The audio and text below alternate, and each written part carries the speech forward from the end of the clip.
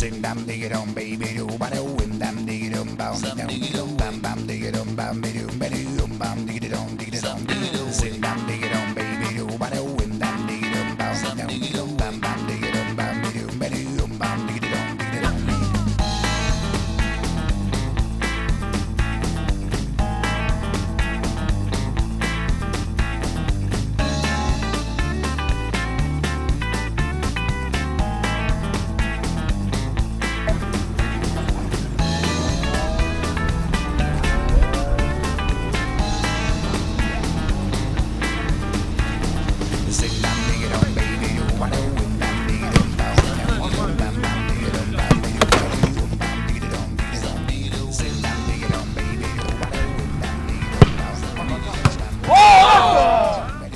Bon, ça te suffit pas de marquer des buts, il faut que tu en arrêtes en fin de séance là, Ouais, c'était sympa. un petit plaisir. C'était sympa avec l'équipe, ouais. Puis quand je vois Flo comment il tire les coups francs, c'est un truc de fou. Donc non, c'était sympathique. Quand on a l'occasion de le faire, on essaie de le faire au maximum.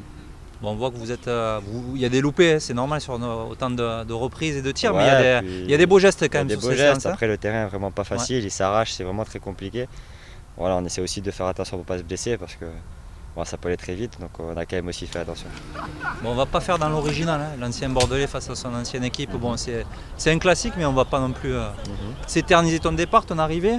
Bon, déjà, comment ça va? Comment ça s'est passé cette trêve internationale, personnellement et d'un point de vue collectif? Elle est vraiment bien passée, on a pu passer un petit moment avec toute l'équipe, sauf les internationaux qui sont partis évidemment, mais non, on a vraiment passé un bon petit moment ensemble, on a vraiment profité de cette semaine pour bien travailler et puis pour préparer ce match comme il faut. Bon, c'est un match important face à une équipe qui revient bien, qui a été solide là dernièrement, pas de but encaissé, qui gagne ou fait des matchs nuls. Alors, à chaque fois on dit que c'est un tournant, et tous les matchs sont des tournants, mais celui-là il peut vous permettre de vous asseoir. Ça peut nous faire vraiment basculer et nous installer sur le haut du classement. Donc bien sûr c'est un match important, les mettre à 5 points c'est aussi un objectif. Donc non, c'est vrai que on se prépare vraiment bien, on sait que c'est un match important. Et puis voilà, puis à domicile il faut être souverain maintenant. Il y a eu beaucoup de questions sur les premières journées quand on attendait vos premiers buts avec Andy.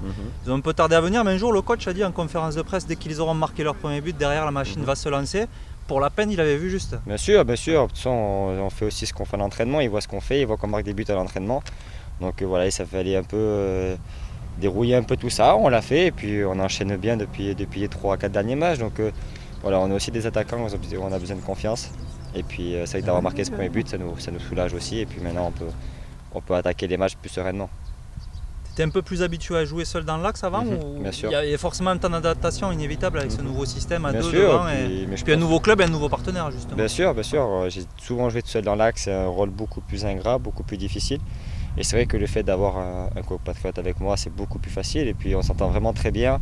On est vraiment bien tous les deux sur le terrain, donc je pense que ça se voit. Et puis forcément sur le terrain, ça se voit aussi.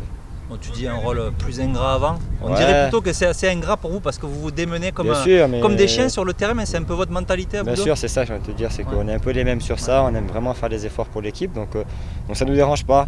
Après, on sait très bien que tous les deux on peut aller à la bagarre aussi l'un pour l'autre. Donc on essaie vraiment de s'entraider sur ça, donc ça fait que ça nous libère aussi d'un poids un peu quand l'autre le fait. Tu dis souvent dans tes interviews marcher énormément à la confiance. Bon, c'est pas un scoop pour les attaquants, mais tu sens qu'il y a eu il y en a eu beaucoup autour de toi de confiance à tous les niveaux, toutes les strates du club quand je suis arrivé ici, j'ai ressenti vraiment énormément de confiance et c'est aussi un facteur très important sur le fait que je suis là aujourd'hui. Et c'est vrai que se sentir important, se sentir désiré pour un joueur, c'est très important et forcément ça m'aide à m'épanouir aujourd'hui. Ça t'a aidé d'être prêté un peu à droite, à gauche? Bien sûr, ça m'a aidé.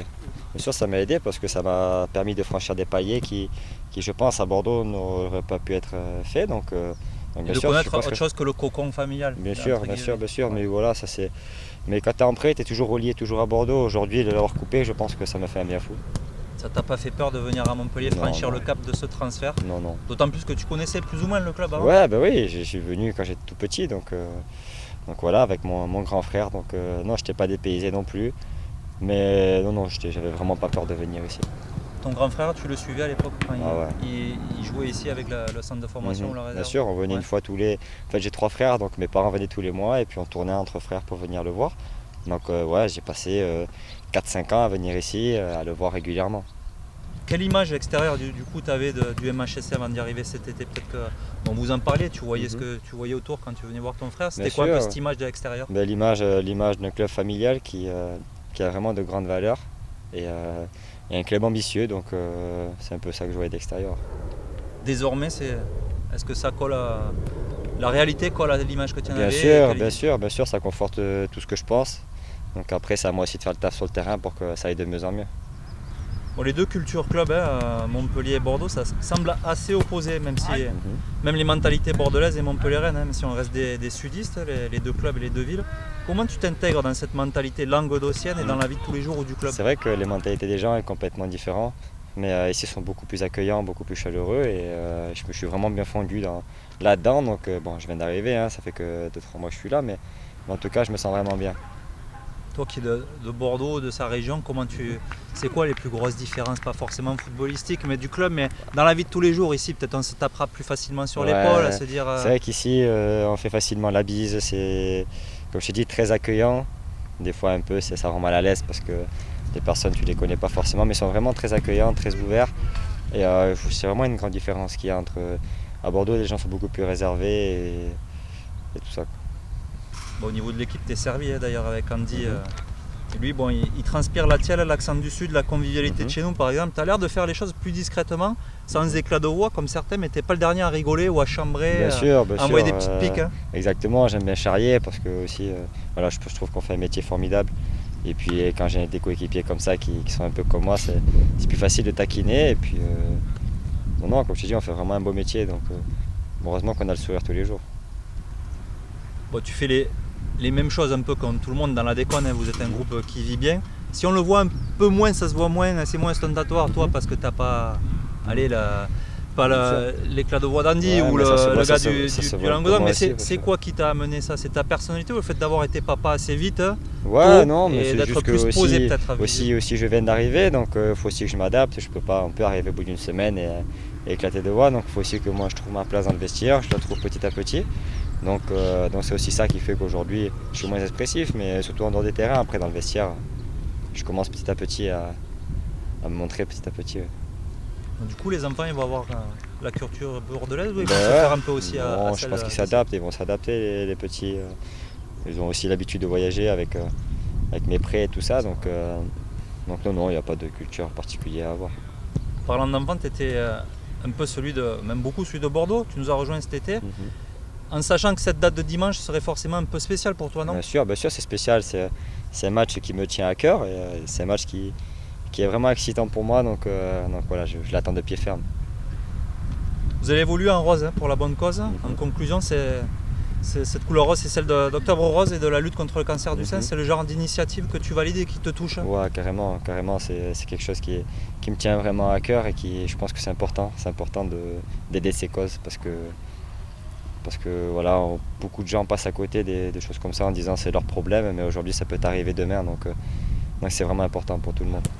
Il avait fait beau, il n'y a plus de pluie, mais il y a eu une catastrophe dans l'Aude, pas très loin. Il y aura une tribune ouverte avec des places dont les fonds seront reversés vers des associations de là-bas. C'est quelque chose qui en plus d'Octobre Rose, c'est des choses qui vous touchent, j'imagine. C'est grave, ça fait vraiment chier. J'espère que les familles, ça va en tout cas, j'espère qu'ils vont pouvoir relever la tête parce que c'est des moments pas faciles.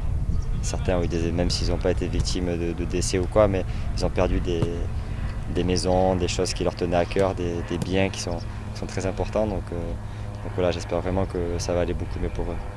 Bon, tu venais voir avec ta famille, ton frère ici, de temps en temps dans le passé. Est-ce qu'ils seront là aussi dimanche peut-être, ou des amis? Il y a des amis qui vont venir après, c'est l'anniversaire de sa fille, donc il va rester à la maison à me regarder à la télé.